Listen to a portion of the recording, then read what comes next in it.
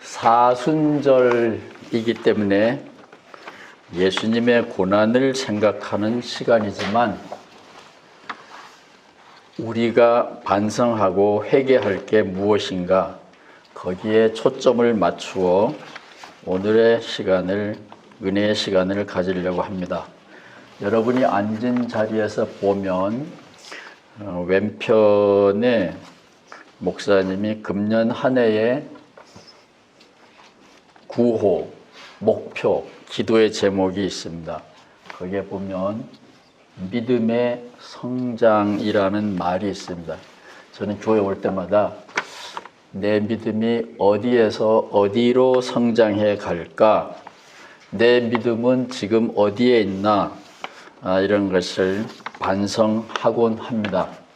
오늘은 사순절을 맞이하여 우리의 믿음이 반성하고 한 단계 성장할 수 있다면 어디로 갈까?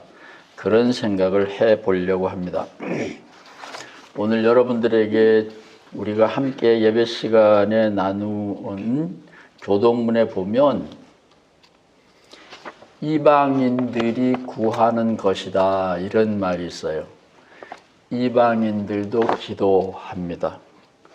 예수님도 아셨고 구약 성서도 알고 있었습니다.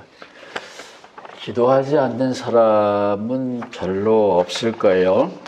그래서 오늘은 기도에 대한 이야기를 합니다. 주기도문이 어떤 복음서에는 있는데 어떤 복음서에는 없지요. 여러분들은 믿음이 좋아서 의심해 보지 않았겠지만 저는 본래 중학생 때부터 예수 믿기 시작했기 때문에 옛날에 못된 습관이 있어서 그런지 의심이 많아요. 왜 이 좋은 기도문을 마태복음과 누가복음에는 있는데 다른 복음에는 없을까? 복음이라는 말이 참 좋은데 우리에게 복된 평화의 소식 왜 요한복음에는 없을까? 저는 그런 이상한 생각을 가지고 늘 살아왔습니다. 그거를 환자라 그래요. 요즘 말로 하면 장애인이죠. 못 고치는 병입니다. 그런데 예수님은 그 의심 많은 도마도 사랑하셨잖아요. 그러니까 사람들은 불편해하는지 몰라도 예수님 앞에 오면 이런 색깔 저런 색깔 다 예수님께서 친구로 삼아 주십니다. 오늘은 기도에 대한 이야기를 드리려고 하는데요. 저는 강릉에 바다가 있어서 참 좋습니다. 저희 집에서 차로 10분 나가면 바닷가에 닿습니다. 만약에 강릉에 바다가 없다면 주말에 사람들이 놀러 오지 않겠죠.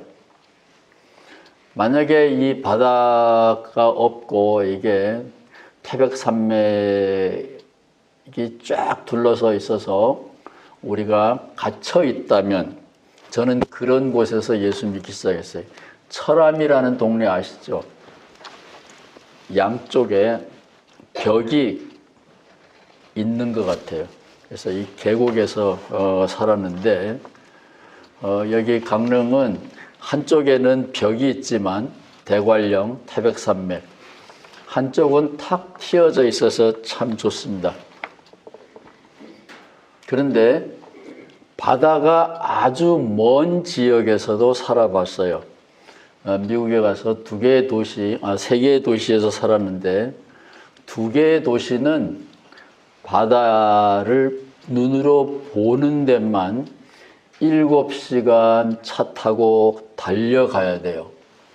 그러니까 참 바다 구경하기 어렵죠.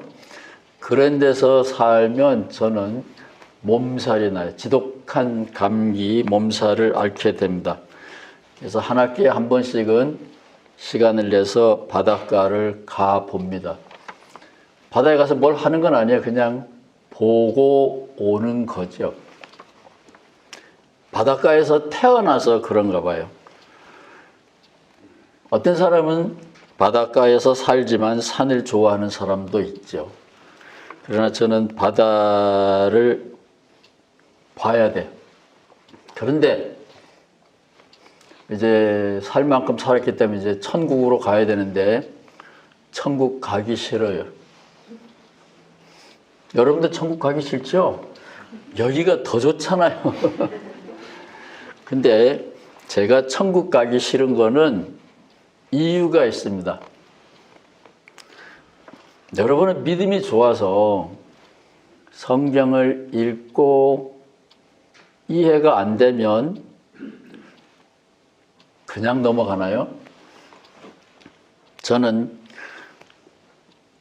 이해가 안 되면 자꾸만 씹어봅니다. 왜 이런 말 안 되는 이야기를 성경에 기록해 놨을까? 그게 병입니다. 제 못 고치는 장애예요. 근데 요한계시록에 보면 천국은 바다가 없다 이런 말이 나와요. 그럼 저는 안 가죠. 먹는 거를 즐기는 사람은 천국에 가면 식사 시간이 없다 그러면 안 갈 거 아니에요. 우리 목사님은 노래를 좋아하니까 천국 가면 아마 노래를 많이 하는 것 같아. 찬양하기 위해서. 저는 음치니까 그것도 불편하고. 바다가 없다라는 말이 무슨 의미인지 굉장히 뒤늦게 발견했습니다. 한국에서 떠나서 미국에 가서 살면서 성경은 유대인이 썼잖아요. 구약 성경은. 그 유대인인데 기독교 목사가 됐고 신학자가 된 사람에게서 강의를 들었습니다. 기독교 신학자들은 관심도 없고 잘 모르는데 이 사람은 기독교 목사지만 유대인이었기 때문에 우리보다 성경을 잘 압니다.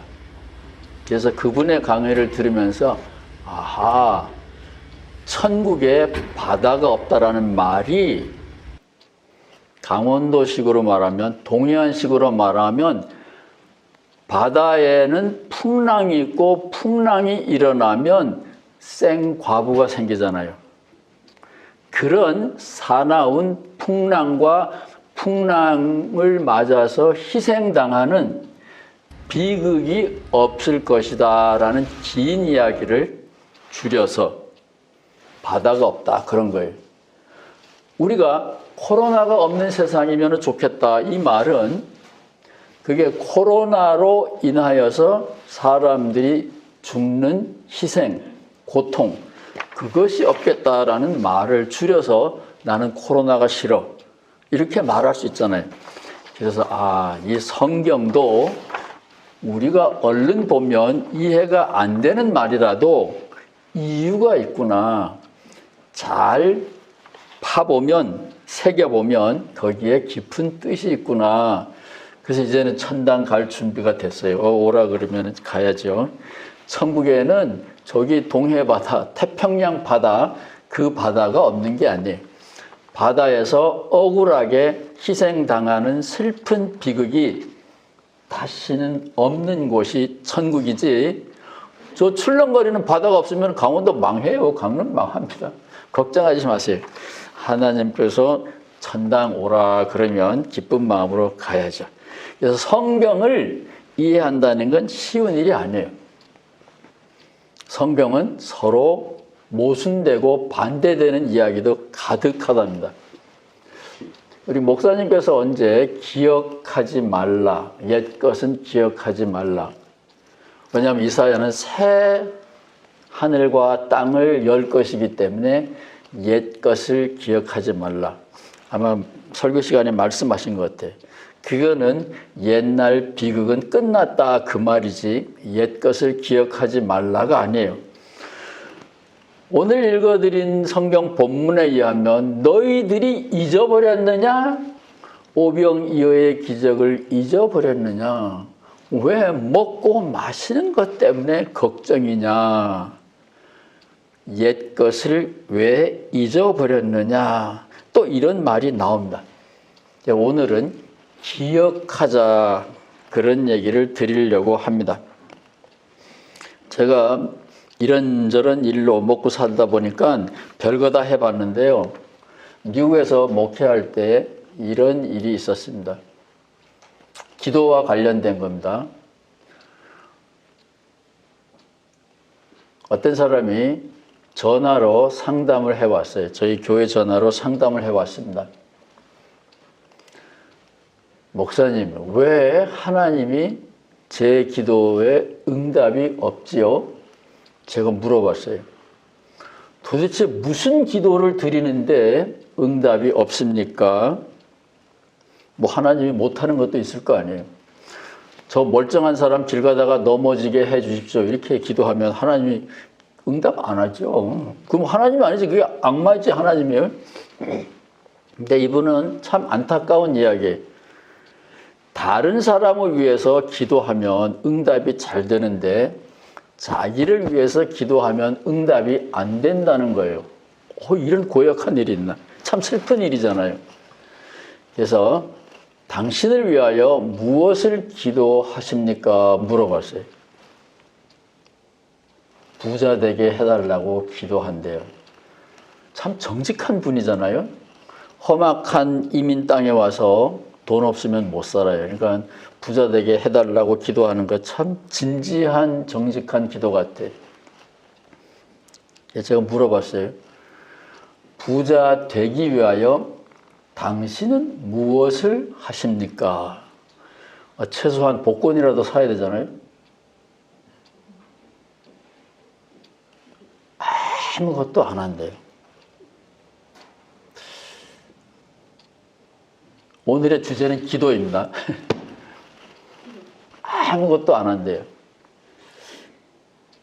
사연은 이런 거예요.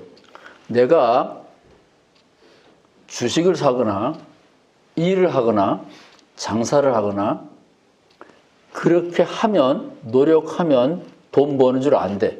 그런데 그거는 기도하지 않고도 이방인들도 그렇게 하면 돈 벌지 않느냐 이거예요. 그건 하나님이 주시는 거 아니라 이거예요. 맞는 거 아니에요? 그래서 자기는 가만히 앉아서 기도만 한대. 이게 맞나요? 저도 잘 모르겠어요.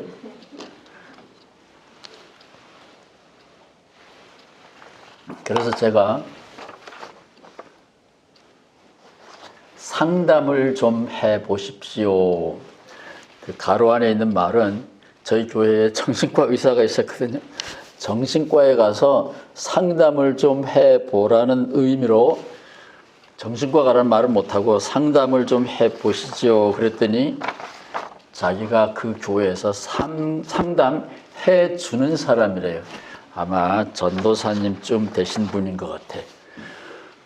남을 돕는 일은 잘 하는데 자기를 돕는 일은 어떻게 해야 되는지를 모르시는 것 같고, 신앙은 참 좋아 보이는데 기독교 신앙은 아니에요. 여러분들은 이 강릉에 선앙당이 많이 있다는 거 모르시죠? 저도 옛날에 이 강릉에서도 살았고, 여기 그 지금 양양이 됐죠. 옛날에는 현남면이었는데 인구에서도 살았고 이 동네에서 살았는데, 옛날에는 관심이 없어서 우리 동네에 선앙당이 그렇게 많다는 것 정말로 몰랐어요. 왜냐하면 내가 안 가니까. 내가 안 가면 없는 거예요. 내가 양식을 싫어하면 강릉에 아무리 훌륭한 양식집이 있다고 할지라도 없는 거예요. 내 관심이 있는 것만 보이거든요. 근데 강릉 주변에, 동해안에 엄청나게 선앙당이 많이 남아 있어요. 지금은 지자재고 문화재 보호 차원에서 굉장히 많이 남아 있습니다. 선앙당을 꽤 많이 돌아다니면서 사진도 찍었는데요. 선앙당은 예배당은 아니고 기도당입니다. 기도. 오늘 주제가 기도거든요. 그분들이, 그 이방인들이 뭘 기도하느냐. 동해안에는 풍랑 때문에 여름이 되면 무서운 억울한 비극, 희생자들이 많이 생기고 그래서 굿을 많이 했고 그러다 보니까 기도처도 많이 생겨났습니다. 그 선앙당에서 드리는 기도는 세 가지예요. 훌륭한 기도입니다. 이 기도는 전 세계 모든 사람이 드리는 공통의 기도입니다. 첫 번째, 우리 동네가 평화로워야 돼요. 그러니까 이 동네를 다스리는 주신, 그게 선왕신이에요. 그 주신에게 평화, 전쟁 굉장히 위험하죠. 그러니까 평화를 달라고 기도하고 그 다음에는 가족들이 먹고 살아야 되잖아요. 바닷가에 있는 사람들은 용왕님께 기도해요. 어업이 잘 되게 해달라고. 육지에 있는 사람들은 농업의 신에게 기도하겠죠. 농사가 풍년이 되게 해달라고. 그 다음에는 옛날부터도 전염병이 유행했는가 봐요. 역신에게 기도하더라고요. 건강하게, 질병에 걸리지 않게 기도 드리는 거예요. 평화와 풍요와 건강을 기도하는 것이 이 동해안에 있는 선앙당들의 공통된 기도의 제목입니다. 예수님의 말씀에 의하면 이런 거는 하나님도 우리에게 필요하다는 걸 알고 이방인도 기도하는 것이다. 그런 거예요. 그게 나쁘다는 의미는 절대로 아닙니다. 이방인이 한다고 해서 나쁘다라는 말은 아니에요. 오해하지 마세요. 그런 걸 위해서 기도해야 돼요. 오늘이 3.1절 기념일도 되는데 교회적으로 보면 이 나라가 자주 독립국가, 아직 덜 된 것 같아요. 지금 친일 세력이 자꾸 몰려오는 것 같고. 그래서 우리나라가 평화로워지기를 바라는 것 당연히 기도해야 되고 우리 식구들이 경제적으로 범죄하지 않고 평화롭게 살게 하는 것 그거 기도해야 되고 우리가 건강하게 하루하루를 사는 것 당연히 기도해야 되죠. 그런데 하나님을 믿는 사람, 예수를 믿는 사람이라면 뭔가 다른 기도가 필요하지 않겠나. 제가 LA 가서 살면서 옆 동네 유대인들이 살고 있어요. 유대인들은 성경의 원주민들인 셈이고 유대인들은 한 3년 동안에 히틀러 때문에 유대인이라는 하나의 이유로 600만 명이 가스실에서 죽었어요. 15분만 그 가스 샤워 꼭지를 틀어놓으면 아무리 강한 사람이라도 15분이면 죽는데요. 그렇게 죽은 사람이 길면 4년 동안에 600만 명이 죽었어요. 이유는 유대인이라는 단 하나의 이유로. 그런 끔찍한 경험을 하고 난 유대인들에게서 제가 배운 겁니다. 그분들은 저희가 어렸을 때는 우리 교회 장로님께서 김일성 죽게 해달라고 기도드리는데 하나님께서 그런 기도는 안 들어주더라고요. 유대인들이 히틀러 죽게 해달라고 왜 기도 안 했겠어요?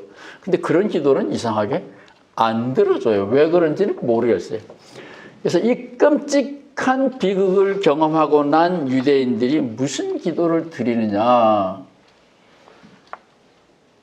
살아있는 날 동안 그리고 죽을 때도 하나님께 영광을 돌리게 하는 그런 삶을 살도록 기도드립니다.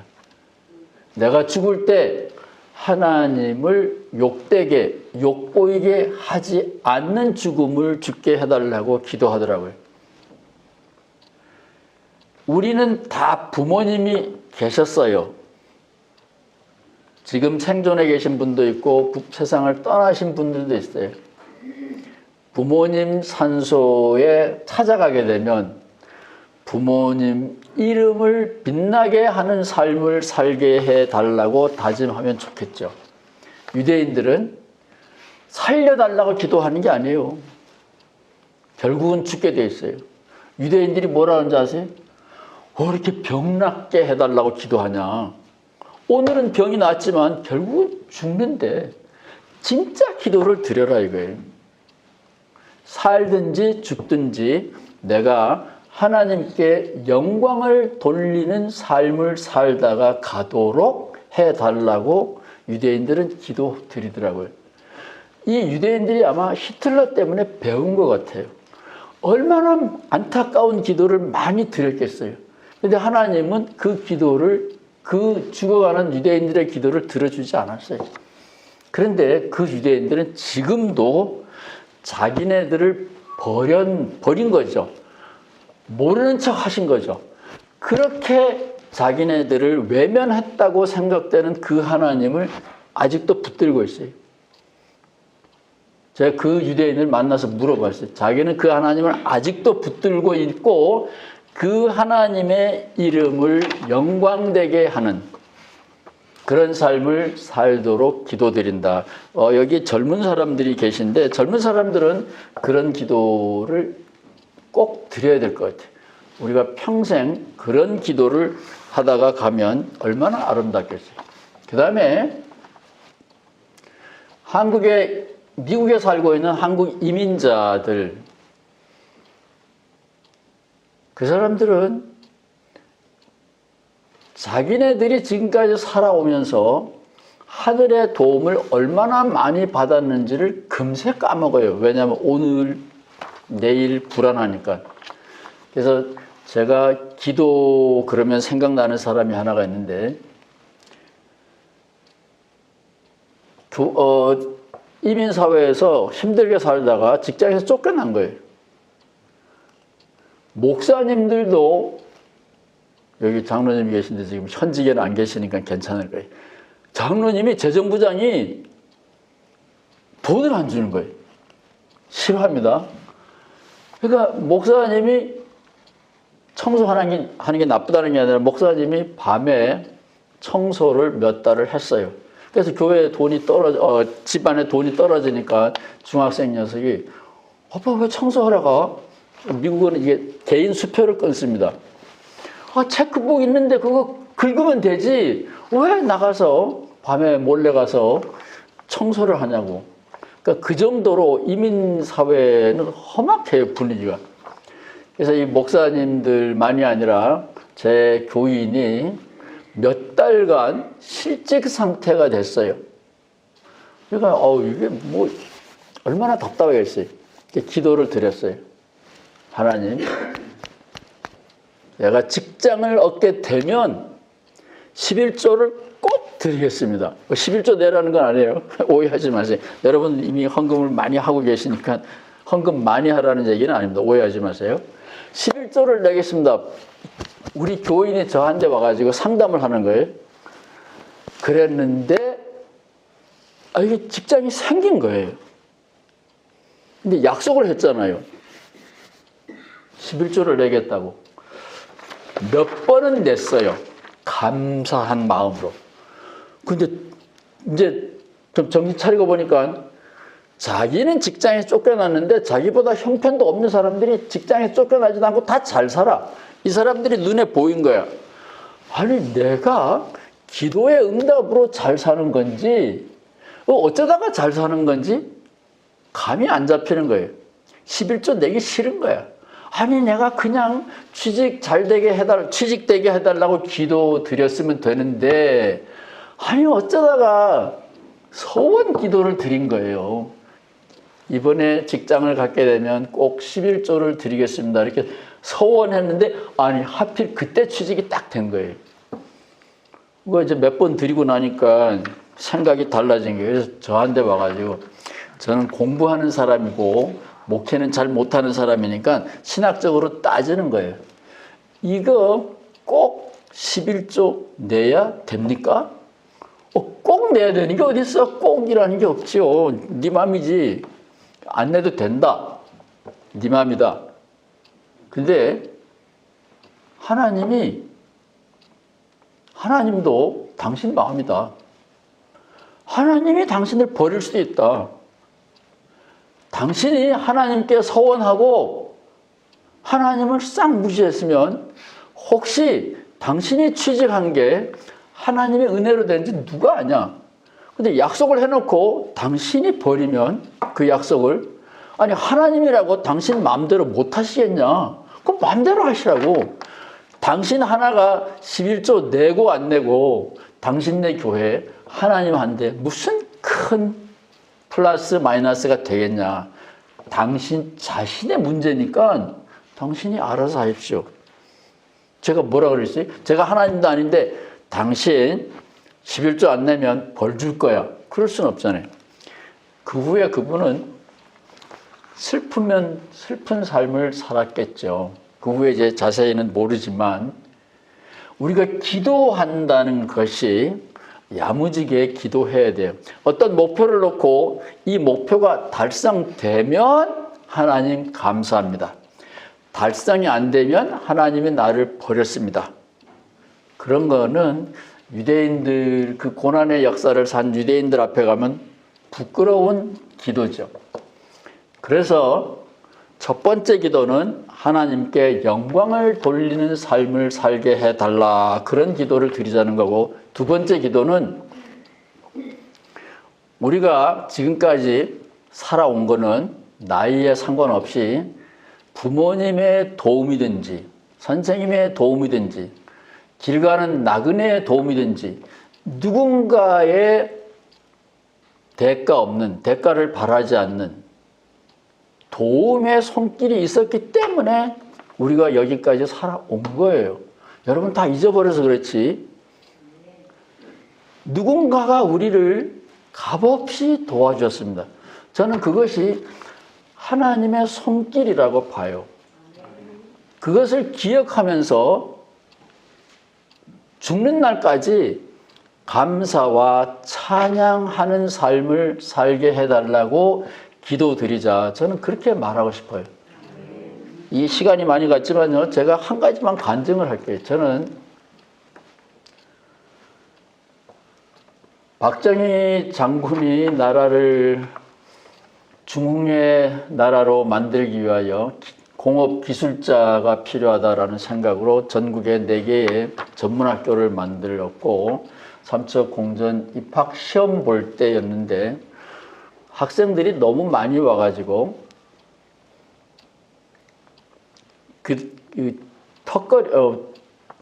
체력장 시험에 첫날은 일과 시험이니까 시험이 제때로 끝났는데 그 다음에 둘째 날은 체력장 시험인데 학생들이 달리기를 해야 되고 턱걸이를 해야 되니까 제가 어떻게 하다 보니까 중간쯤에 서가지고 수험 번호가 중간에 돼가지고 통학을 하고 있었어요. 저는 이제 북평 송정에 살았고 학교는 삼척이잖아요. 기차밖에 없었어요. 그 당시에는 버스가 뭐 하루에 한 번 있을까 말까. 그래서 기차를 타고 다녔는데 체력장을 다 하고 왔는데 정거장에 왔는데 열차가 없대요. 그래서 뭐 할 수 없죠. 열차에 그 다음 날도 체력장이 있어요. 그 다음 날도 학교를 가야 돼요. 그래서 삼척역에 대합실에서 추운 겨울일 거 아니에요. 입학시험이니까. 여기서 밤을 지새울 수밖에 없다. 그리고 쭈그리고 자려고 준비를 했습니다. 그 당시에는 전화도 없으니까 뭐 이모님 집에 살았는데 뭐 전화도 할 수도 없고 알 게 뭐예요. 뭐 길이 없으니까 그냥 거기에서 자고 그 다음날 체력장을 마주 시험을 봐야 돼요. 그런데 삼척역에 조역이라는 게 있어요. 역장 비슷한 분이. 그분이 이렇게 순회를 하다가 웬 젊은이가 추운 겨울날 우두커니 쭈그리고 앉아있으니까 불쌍했는가 봐요. 프라시를 이렇게 비치더니 왜 여기 있냐 그러더니 이게 열차 집에 가야 되는데 열차가 끊어져가지고 여기 있다 그러니까 요즘 같으면 자가용이 있으니까 뭐 어떻게 했겠지만 택시를 부르든지 그 옛날에는 그런 것 없어요. 그러니까 당신 집으로 데리고 가가지고 저희 집에서 덮는 것보다 더 깨끗한 비싼 이불에 폭신폭신하게 잠을 잘 자고 그 다음날 아침에 진수성찬으로 식사를 대접받고 시험을 쳐가지고 어떻게 붙었습니다. 붙은 게 좋은 건지 나쁜 건지는 모르겠어요. 어쨌든 잊어버릴 수가 없어요.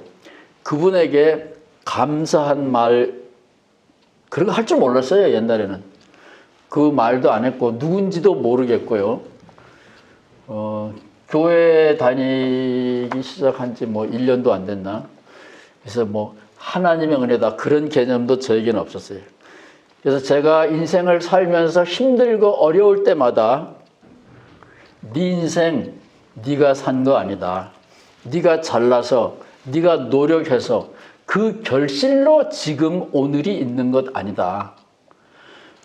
하나님의 도움으로 누군가의 사랑으로 누군가의 은혜로 오늘의 네가 있는 것이다. 저는 그 사건을 생각하면서 저는 그렇게 힘들 때를 넘겨요. 사람이 살다 보면 슬플 때도 있고 억울할 때도 있고 힘들 때도 있잖아요. 그럴 때마다 여러분은 지나간 날 동안 부모님이든지 선생님이든지 친구든지 누군가가 여러분을 보살펴 준 은혜로 은덕으로 오늘을 살고 있습니다. 부모님을 원망하는 사람이라고 할지라도 부모님이 힘이 없어서 여러분을 사랑 다 못해서 그렇지 부모님의 마음을 어떻게 다 자식들에게 표현을 하겠어요. 하나님의 마음은 사람을 통하여 자연을 통하여 우리들에게 끊임없이 보여주시는데 우리가 눈이 멀어서 모르는 거예요.